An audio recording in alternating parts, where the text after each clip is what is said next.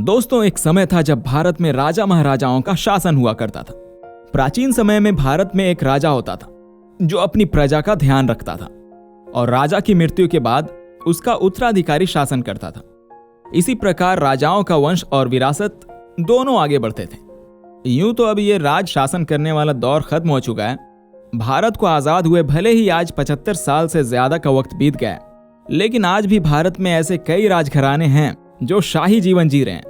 तो दोस्तों, चलिए आपको भारत के कुछ ऐसे ही राजघरानों के बारे में बताते हैं जो आलीशान जिंदगी जी रहे हैं। The Mewar dynasty. इस शाही परिवार को कौन नहीं जानता।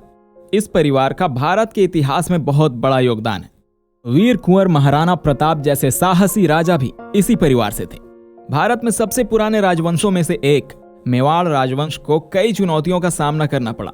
कई संरक्षकों के बाद साल 1984 में उदयपुर के श्रीजी अरविंद सिंह मेवाड़ को इस राजवंश का 76वां संरक्षक बनाया गया। ये राजघराना आज भी अपनी बेशुमार दौलत के लिए जाना जाता है।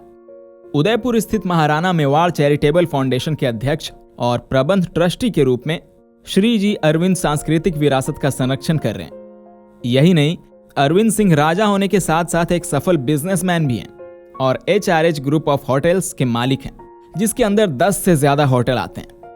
The Wadiyar dynasty. पहले के समय में यह वाडियार राजवंश था जिसने मैसूर राज्य पर शासन किया था।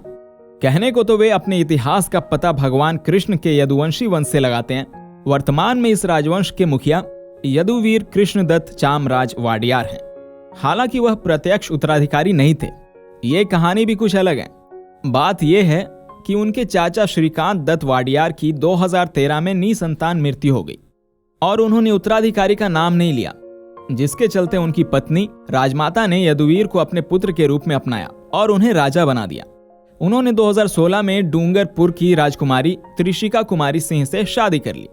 यदुवीर रॉयल सिल्क के मालिक हैं और बताया जाता है कि इस राज परिवार के पास लगभग 10,000 करोड़ रुपए की संपत्ति है। The royal family of Jodhpur. कौन नहीं जानता जोधपुर के मेहरानगढ़ किले के साथ साथ उम्मेद भवन पैलेस को। ये दुनिया के सबसे बड़े किलों और सबसे बड़े निजी आवासों में से एक है। वर्तमान में महाराजा गज सिंह अपनी पत्नी और बच्चों के साथ उम्मेद भवन पैलेस में ही रहते हैं। पैलेस का एक हिस्सा पर्यटकों के लिए खुला है और बाकी का प्रबंधन ताज ग्रुप ऑफ होटल्स द्वारा किया जाता है, जो परिवार के साथ साझेदारी में इसको चलाते हैं। महाराजा गज सिंह ने न केवल राज्यसभा के सदस्य के रूप में एक कार्यकाल पूरा किया, बल्कि उन्होंने कुछ साल पहले त्रिनिदाद और टोबैगो में भारतीय उच्चायुक्त के रूप में भी कार्य किया। The Gaekwads of Baroda. गायकवाड़ वैसे तो मूल रूप से पुणे से आए, लेकिन मराठाओं के ये वंशज 18वीं शताब्दी में बड़ौदा में आकर बसे थे। वर्तमान में गायकवाड़ राजघराने के मुखिया समरजीत सिंह गायकवाड़ हैं। कहा जाता है कि वर्तमान शासक को 20,000 करोड़ रुपए से अधिक की संपत्ति विरासत में मिली थी, जिसमें 187 कमरों वाला लक्ष्मी विलास पैलेस भी शामिल है। इसके साथ ही समरजीत सिंह एक क्रिकेटर भी हैं और उन्होंने रणजी ट्रॉफी में अपने राज्य का प्रतिनिधित्व किया था। इनकी पत्नी का नाम राधिका राजे है और इनकी 2 बेटियां हैं। राधिका राजे CDS आर्ट फाउंडेशन की निदेशक हैं। दोस्तों, क्या आपको पता है कि बड़ौदा के गायकवाड़ को जयपुर की प्रसिद्ध महारानी गायत्री देवी का मायका भी बताया जाता है। जयपुर का शाही परिवार। राजपूत वंश के वंशज महाराजा भवानी सिंह जयपुर के अंतिम नाम मात्र के प्रमुख थे। उनका कोई पुत्र नहीं था, इसलिए उन्होंने साल 2002 में अपनी बेटी दिया कुमारी के बेटे पद्मनाभ सिंह को अपना उत्तराधिकारी मान लिया था।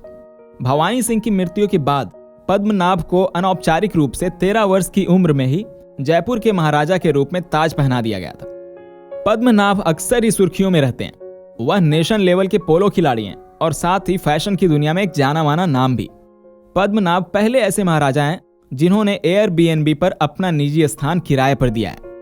आपको ये जानकर हैरानी होगी कि जयपुर सिटी पैलेस में एक कमरे की कीमत लगभग 5,70,000 रुपए है और ये सारा पैसा राजकुमारी दिया कुमारी फाउंडेशन को जाता है। तो ये थी कुछ दिलचस्प जानकारियां भारत के शाही परिवार की। दोस्तों, कैसा लगा आपको ये वीडियो कमेंट करके हमें जरूर बताएं और वीडियो को लाइक करना, चैनल को सब्सक्राइब करना बिल्कुल ना भूलें। आखिर तक वीडियो में बने रहने के लिए शुक्रिया।